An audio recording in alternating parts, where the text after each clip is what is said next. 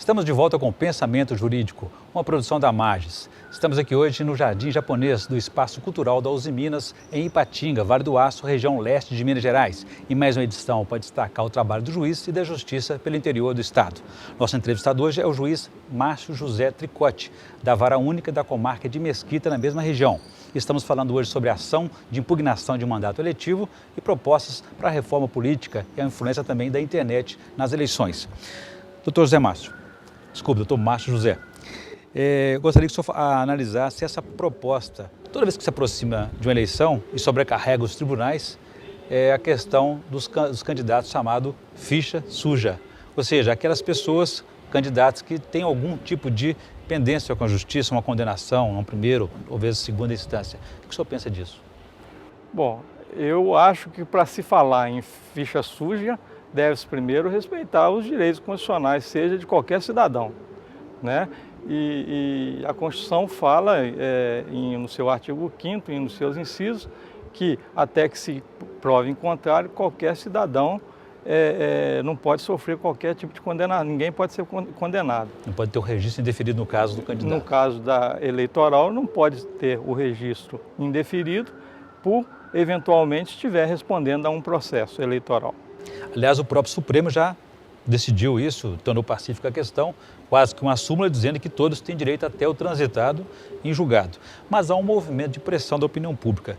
O senhor acredita que esse tipo de limitação, de restrição, deveria acontecer após uma primeira condenação, uma segunda, um segundo grau, ou tem que realmente ir até a terceira instância, transitado e julgado completamente? Bom, primeiramente, isso aí seria uma causa de ineligibilidade, né? Levar em conta a vida pregressa do suposto candidato. A Constituição prevê lá que para estabelecer regras de ineligibilidade de candidato, a lei complementar deve ser editada nesse sentido. Então, para que restrinja o direito subjetivo de um candidato, há que se ter uma lei complementar editada pelo Congresso Nacional, seguindo o processo legislativo, para impor essa sanção a qualquer cidadão brasileiro. Por isso que está tendo esse movimento para mudar a lei, então, em Brasília. Certamente. A partir daí que o Judiciário poderá se posicionar dessa forma. De posse da lei, sim, o Supremo tem condição de, respeitando aí o que a lei definir como chamada ficha suja, e afastar eventuais candidatos da disputa política. Muito bem. Gostaria que o senhor desse uma opinião agora sobre a influência da internet cada vez mais crescente sobre as eleições. Estamos aproximando aí das eleições presidenciais, quase gerais, no ano que vem, 2010, e parece que a internet, quer dizer, a campanha vai sair do mundo real e vai entrar cada vez mais nesse mundo virtual. Isso traz algum risco à lisura do processo? Não, eu não acredito que crie risco à lisura do processo, não.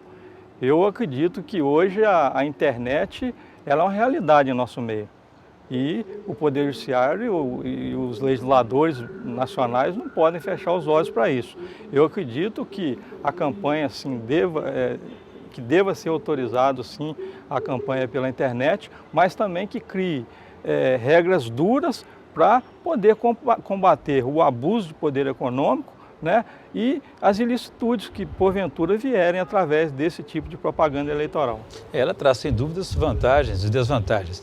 No caso das irregularidades, o senhor acha que o Judiciário já está preparado para monitorar, regular e controlar isso? Desde que o Poder Judiciário, no caso da Justiça Eleitoral, através da própria lei também tenha mecanismo para afastar esse tipo de ilicitude, né?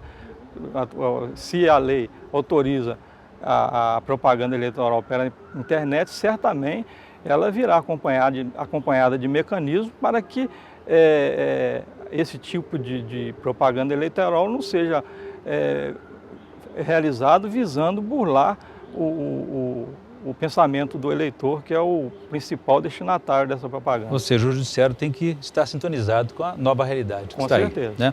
Doutor Márcio, também tem a proposta de lista fechada, lista aberta, partidária. Você acha que isso é uma mudança positiva no processo eleitoral? Eu acredito que a lista fechada, sim, porque aí reforça os partidos políticos, porque hoje se valoriza muito o candidato, né? O candidato é eleito, aí por divergências posteriores ele muda do partido. Hoje já mudou essa concepção, né? Se ele não tiver um motivo certo para sair daquele determinado partido ou daquela agremiação política, ele perde o mandato, porque já tem um entendimento no Supremo que o mandato não é do candidato, e sim do partido político. A gente percebe que os políticos são muito resistentes às mudanças, né? Até porque a sobrevivência eleitoral e política deles está sempre em jogo.